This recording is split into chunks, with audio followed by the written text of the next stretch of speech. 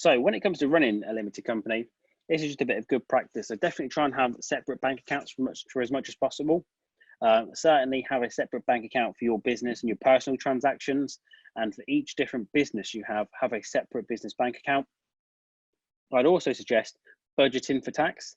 So have a separate account, that's your savings account, your tax account. So you know that when it gets to the end of the year, you've got the money there and there are no nasty surprises coming your way.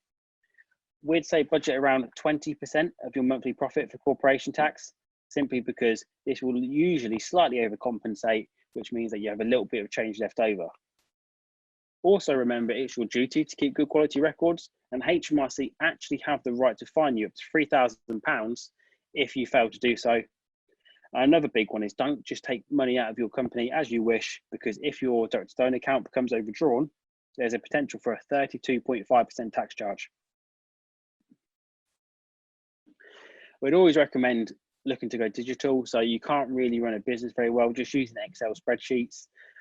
Get set up on Xero or QuickBooks because they will really help you track your numbers. Receipt Bank is fantastic. I go on about it a lot because what it will do, you don't need receipts. You just take a picture. You can forward email invoices. You can even pull receipts from from Amazon. It pushes all that over to Xero, and it's a really quick and easy way to stay on top of your numbers.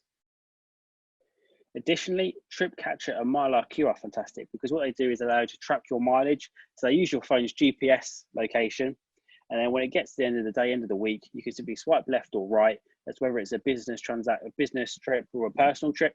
Then at the end of the year, you send that over to your accountant, and you know that your mileage is 100% accurate. This is just what a profit and loss looks like from Xero.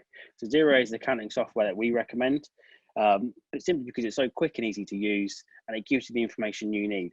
So if this were your company, you could literally pull this report at a click of 1 or 2 buttons, and it gives you exactly in pounds and pence what your sales are, what your purchases are. You can see exactly where your money's gone, and this works in any business.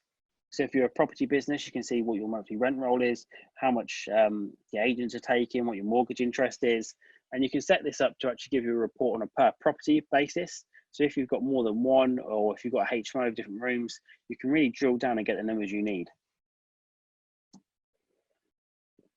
We've also got a balance sheet as well. So there's 2 primary financial statements that we need to look at. First is the profit and loss. Second is the balance sheet. On the profit and loss is where your income and expenses are recorded. On the balance sheet is where your assets, liabilities, and your equity or your capital are recorded.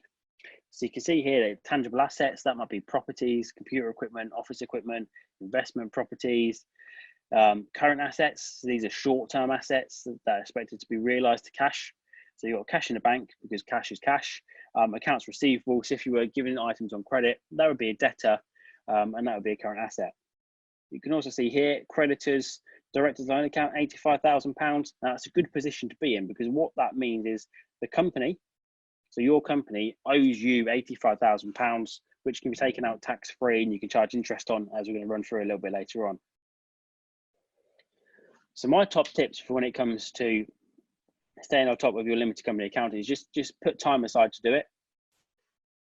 1 day a month for a lot of businesses should be more than enough. Also record absolutely everything. So any money into the company, any money out of the company. And always check with your accountant before doing something because it's so much more expensive to fix something that's gone wrong after it's happened. If just pick up the phone to your accountant and say, hey, I'm thinking of doing this. What's the downside? What are the risks? Have that chat before you do it because they might kind of steer you in the right direction, which could potentially save you a lot of money later on.